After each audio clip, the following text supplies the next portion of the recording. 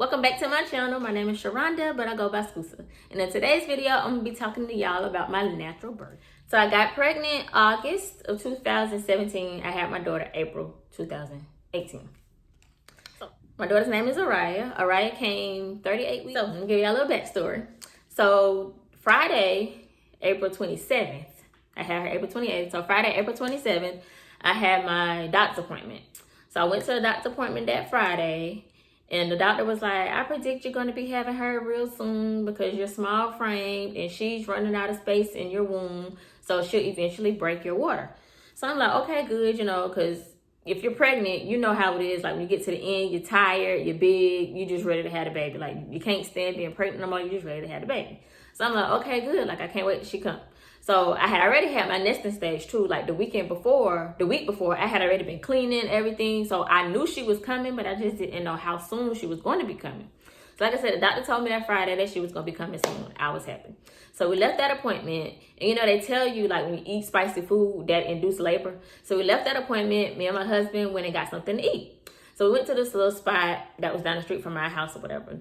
The way the camera runs, like, y'all know what y'all want to eat. So I was like, I want some wings, the hottest wings on your menu. So he was like, we have these and we have these. And I'm like, I want the hottest.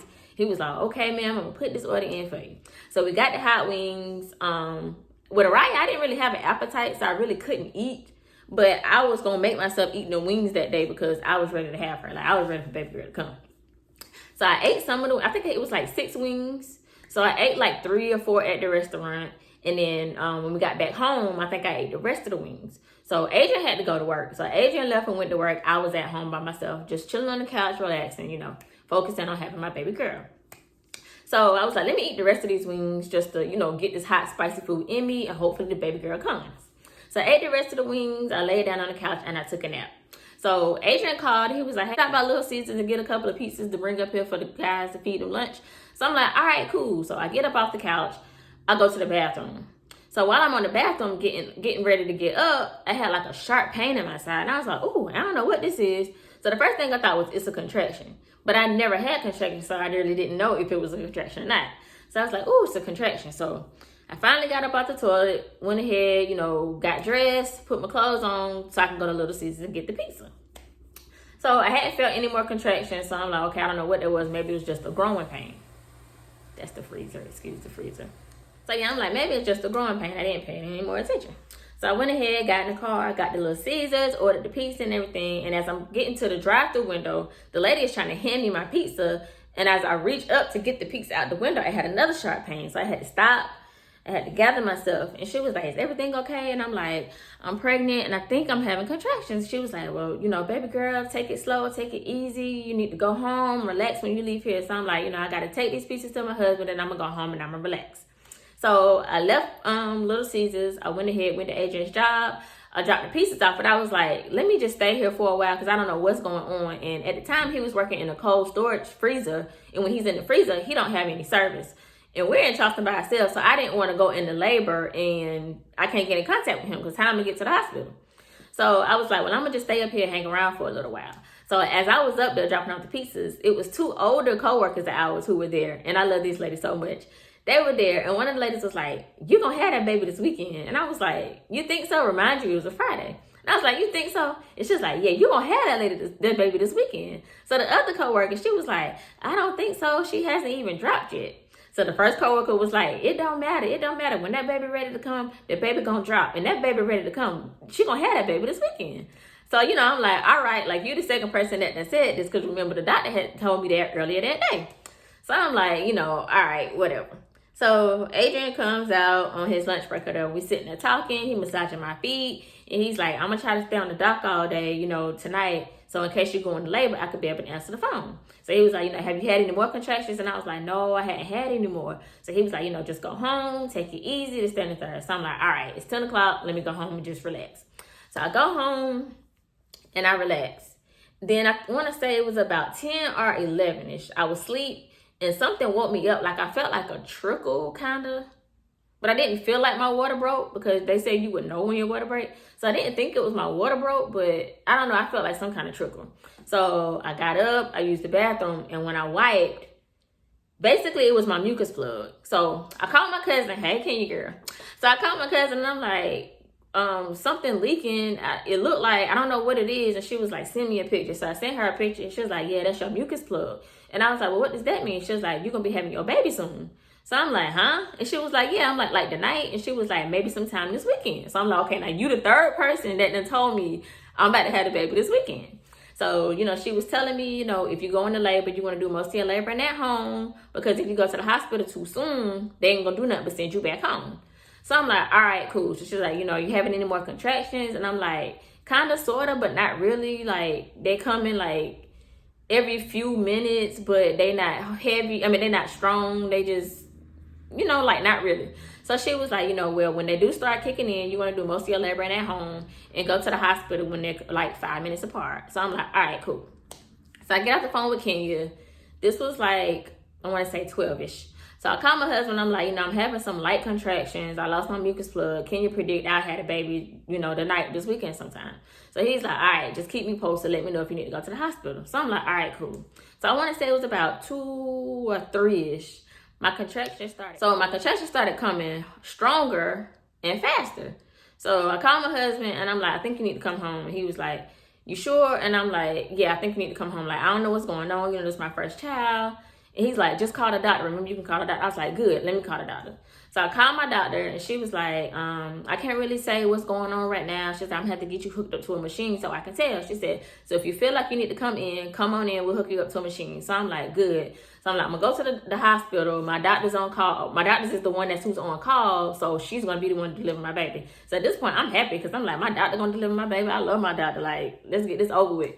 So like I said, remind y'all, my cousin told me do most of your laboring at home, because when you get to the hospital, they're going to send you home. If you hadn't dilated, you know, if nothing happened, basically. So my husband gets home. It was after 3, close to 4. We get to the hospital. They hook me up to the machines or whatever. And she's like, yeah, you are, you know, you're having contractions, but you're only like 4 centimeters dilated. So I'm like, okay, well, what does that mean? She was like, well, we'll just hook you up to the machine, you know, and track your contractions. She said, and, you know, in a few, we're going to let you get up and walk around the hospital. You know, that'll help with your labor. So I'm like, all right, cool. She's like, if nothing happens, we're going to have to send you home. So I'm like, okay. So this was going on from 4 to, I want to say, like 7:30. It had to have been like 7:30. So nothing was really happening. Like, I was only like increasing 1 centimeter like every 3 hours. So I'm like, all right, like nothing's happening. So 7:30 came. She came in and checked me one last time. And she's like, yeah, you know, you're contracting, but we need them to be stronger and we need them to be, you know, more consistent. So she was like, we're going to have to send you home. Yeah, you're in pain and everything, but nothing's going on. We can't keep you here. So I'm like, Kenya told me to do most of my laboring at home, but since it's my first child, I didn't really know what's going on.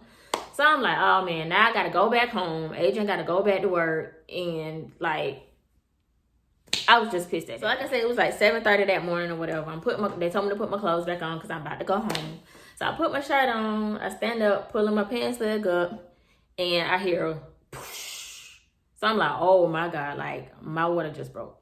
So I go to the door and I'm like, Adrian, remind you, he was down at the nursing station. He was getting my discharge paperwork. So I'm like, Adrian. So he was like, hold on. And I'm like, Adrian. And he like, hold on, woman, wait. I said, Adrian, my water broke. So he was like, your water broke. And after he said your water broke, like all the nurses was like, your water broke. Like everybody was looking at the same time, like your water broke. So they was like, come on, you about to have this baby, this, that, and the third. So before I could even get my pants down, the nurses were already in the room undressing me. So my doctor was like, you know, it's 7:30, I'm getting off now, but there's another doctor coming in. So I'm like, so you're not going to be the one to deliver my baby? And she was like, no, I'm sorry. Unfortunately, I got to get off. So I'm like, bah. So I was mad at this point, but I'm still about to have this baby. So go on ahead. Whoever's going to deliver this baby, going to deliver, because I'm ready to get her out of me.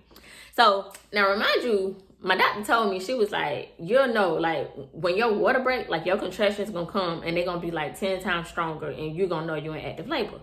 Y'all, when my water broke, oh, my God. Now, remind you, I planned since I found out I was pregnant, I was like, I'm going natural, no pain medicine, no epidural, like, I don't want none of that. I'm going natural. I don't care what nobody say.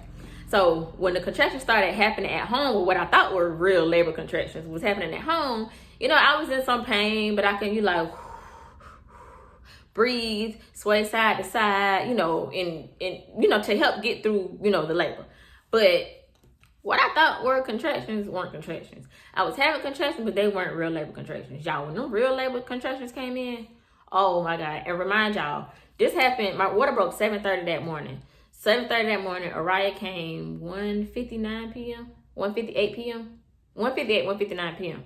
So from 7:30 to 1:59 p.m., I didn't have no pain medicine. I didn't have no epidural, nothing. All natural.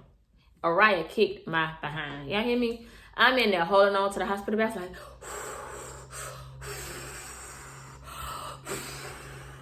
Adrian, like, you can do it, you can do it, you can do it. He was holding my hand, rubbing my back, like helping me get through the contractions. But y'all, I was in so much pain. I was like, Adrian, I can't do it, I can't do it. I gotta have some kind of pain medicine. And he was like, you can do it, I got you. We talked about this, and we wanted what was best for baby girl. So I was like, okay, I can do it. But I swear, if Adrian wasn't there, I would have gave in. And I also had told the nurse, like, you know how you can make a, what is it called? It's like a labor and delivery. Oh, what is it called? I can't think of what it's called. But it's basically like an instruction sheet of telling them what you want versus what you don't want while you're in labor.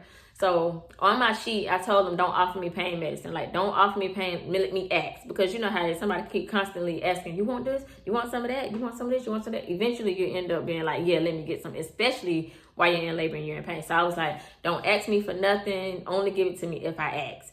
So the whole time, you know, I'm still fighting through the contraction. Like I said, I'm holding on to the hospital bed. I'm shaking. I'm holding Adrian's hand. I remember one time I looked up at Adrian and he was crying. He was crying because he was like, I don't like seeing you in pain. I couldn't stand seeing you like that. So we both, like I said, he was crying. I was in pain, and I just pushed through it. Because, I mean, to me, it's a mind thing. Like, you have to mentally prepare yourself prior to the labor. And even when you're in labor, like, going through those labor pains or contractions, you still have to constantly remind yourself, like, this is what's best for my baby. I can do this. I'm a woman. I was made for this, and I'm going to do it. Like, I had to constantly keep talking to myself. Even through all of that pain, I still had to talk to myself. So at this point, I'm in pain. So I'm like, let me try to find some other techniques to help with, the labor pain. So I had tried the bouncing ball, the little exercise ball. That didn't help. I tried the squat. That didn't help. I just could not get comfortable, like, no matter what I tried. I even tried to sit in the hospital bed all the way up, so where I would be sitting straight up like this, giving birth. I couldn't get comfortable at all. The only way I could get comfortable was laying on my back. And the best way to give birth, honestly, you have to go with gravity. When you're laying on your back trying to push out a baby, you're going against gravity. You know what I'm saying? So I was trying to sit up to go with gravity, but I just couldn't get comfortable. I just could not get comfortable. So anyways, I laid back on my back, and like I said, I was still holding on to the hospital bed, still shaking that bed. And they kept checking me. And I finally got to, like, the last thing I remember was the lady was like, I was at 9 centimeters. So she said I was at 9 centimeters, and she was like, let's just go ahead and start pushing. So I did some kind of practice pushes. I don't know. I did some kind of, like I said, what she called practice pushes. And she said something about it was something in me, and she got to get the head above the, I don't know. Something she was telling me, which I feel like now is a lie. Like, honestly, y'all, your body will tell you when it's time to push. I had the best labor experience with Shy. That's a whole nother story. But I had the best labor experience with Shy. And when I look at how I had Shy versus Araya, I realize now that they didn't really care for me with Araya. But Shy, I had a whole team in the hospital. Like, that's another story. But yeah, so she was like, it was some kind of cliff in me or something, and she was trying to get the head past the cliff. And then after I do that, she could start pushing. So anyways, I was pushing for her, practice pushes, doing this, that, and the third. So then the doctor finally came in. So the doctor came in, and immediately, as soon as she got in the room, y'all, she was like, we need to go ahead and do something about this because her heart rate is dropping. Now, remind you can see the baby heart rate on the monitor. Adrian was right there watching the monitor the whole time, and he didn't see a heart rate dropping. So where she get the baby heart rate dropping from? Especially when she immediately walked in the room, and the first thing she said was the heart rate was dropping. Like, how do you know that? You wasn't even in the room. Don't get me started on that, because I'm getting pissed off all over again. So anyways, the first thing I thought about was, y'all not about to cut me. I'm not about to have no C-section. Come on, I'm about to push this baby out. So I ended up pushing. Araya came out, thank God. She came out 159. So basically, Araya was the last baby that they checked on that had delivered that day, because she was considered the healthiest baby on the labor and delivery floor because I had her all natural. So she wasn't zooted up on any medicine or anything. So we wasn't a priority, I say it like that. So yes, that is a reason why I'm glad I did go through with the healthy all natural birth. Like I said, because my baby came out healthy. She was perfect. My labor was kind of crazy, like I was telling y'all, with that pre-pushing whatever crap that they tried to depend on me. But other than that, yeah, I had an all natural birth. And I did the same thing again with Shy. That'd be another story time. And like I said, my delivery with Shy was a lot better than it was with Araya. I thought I had a good labor with Araya until I had Shy. Then I realized what a good labor and delivery story is. So yeah, thank y'all for watching this video. If y'all liked it, give me a thumbs up. And we'll see you in the next video.